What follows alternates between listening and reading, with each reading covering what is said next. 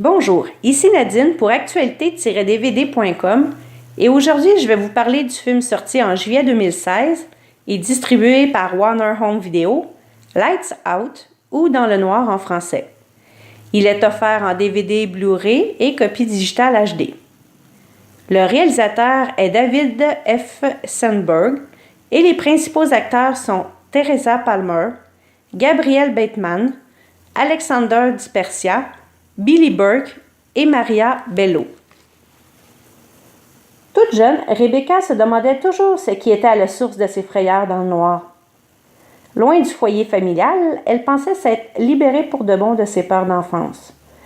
Maintenant, son demi-frère Martin est à son tour victime des phénomènes terrifiants et inexpliqués qui, à l'époque, avaient troublé sa raison.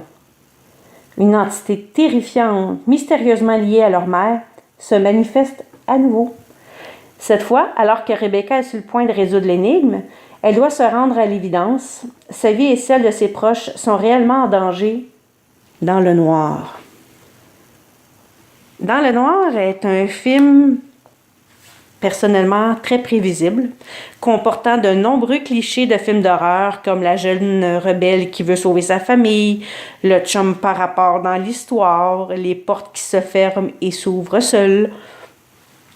Tout plein de clichés qui n'est pas à rappeler tous les autres films d'horreur sur le marché qui sont sortis. L'action se déroule principalement dans une maison et dans le noir, bien sûr.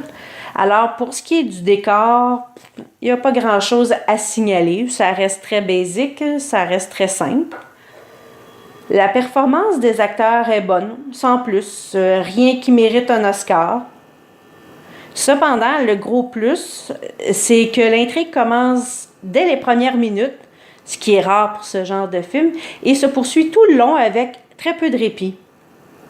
Malgré la courte durée du film, c'est-à-dire 81 minutes, le suspense y est présent sans toutefois être original.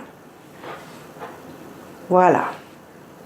L'ayant visionné en version Blu-ray, la qualité de l'image est bonne. Compte tenu du fait que le déroulement du film se passe principalement dans le noir, si on peut s'en tenir à ça, c'est pas plus.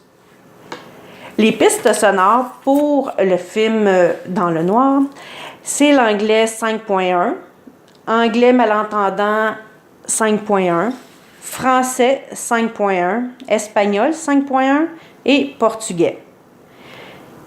Les sous-titres, anglais malentendant, français, espagnol et portugais.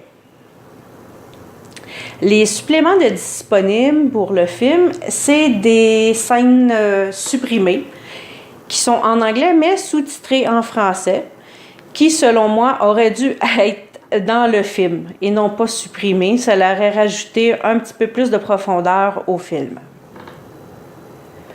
En conclusion, je vous dirais que pour les grands amateurs de films d'horreur comme moi, c'est pas un chef-d'œuvre. Ce n'est pas non plus un navet. Ça reste un bon divertissement qui, comme je vous l'ai dit un petit peu plus tôt, où ce que l'intrigue commence dès le début et se poursuit jusqu'à la fin. On peut facilement deviner ce qui se passe. On peut facilement critiquer pourquoi que la personne va dans le sous-sol puis reste devant le panneau électrique en disant pourquoi qu'il n'y a pas de lumière. Ça, on a... Comment je peux dire ça?